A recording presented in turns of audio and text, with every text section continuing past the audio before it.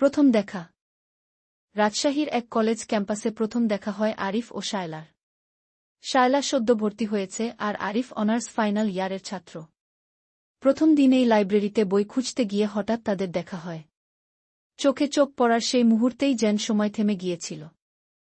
শায়লা বইটা না পেয়ে হতাশ হয়েছিল, আরিফ হেসে বলেছিল, এই বইটা তো আমার কাছে আছে, চাইলে আমি দিয়ে দিতে পারি গু।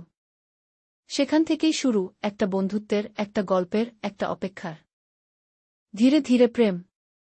বন্ধুত্ব থেকে শুরু, তারপর ধীরে ধীরে গভীর হয়ে উঠল সম্পর্ক। তারা প্রতিদিন কলেজ শেষে দেখা করত, হাত ধরে হাঁটত পদ্মার পাড়ে। আরিফ খুব স্বপ্নবান, উচ্চশিক্ষার জন্য বিদেশে যাওয়ার পরিকল্পনা করত। শায়লা বরাবরই চুপচাপ, কিন্তু চোখে মায়া আর ভালোবাসা। একদিন আরিফ বলল, আমি হয়তো 1 বছর পর বিদেশে চলে যাব শায়লা। তুমি কি অপেক্ষা করতে পারবে?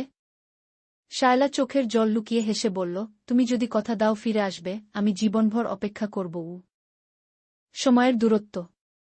আরিফ কানাডায় স্কলারশিপে চলে গেল। শুরুতে প্রতিদিন ভিডিও কল, মেসেজ সবই চলত। কিন্তু সময়ের ব্যবধান, ব্যস্ততা, পড়াশোনার চাপ সব মিলিয়ে ধীরে ধীরে কমে গেল যোগাযোগ। শায়লা তবুও প্রতিদিন অপেক্ষা করত, পুরনো মেসেজগুলো পড়ে পদ্মার পাড়ে বসে। এদিকে আরিফও ভুলে যায়নি। কিন্তু নতুন পরিবেশ, নতুন দায়িত্ব তাকে বদলে ফেলছিল। বছর গড়াল, 2 বছর পার হল। শায়লা, আমি প্রতিজ্ঞা করেছি ফিরে আসা। 3 বছর পর, এক সন্ধ্যায় শায়লা কলেজের পাশের চায়ের দোকানে বসেছিল। হঠাৎ একটা গলা শোনা গেল, এখনো কি চায়ের কাপটা ভাগ করে নিতে পারো? চমকে তাকিয়ে দেখে, আরিফ। আগের মতোই চোখে মায়া, হাতে এক গুচ্ছ গোলাপ। আরিফ বলল, 3 বছর অনেক সময়, কিন্তু তোমার মতো কেউ পাইনি। আমি ফিরেছি চিরদিনের জন্য। এখন আর কোনো দূরত্ব থাকবে না গি। ভালোবাসার নতুন অধ্যায়। তাদের বিয়ে হলো ছোট করে, ঘনিষ্ঠ বন্ধু ও পরিবারের উপস্থিতিতে।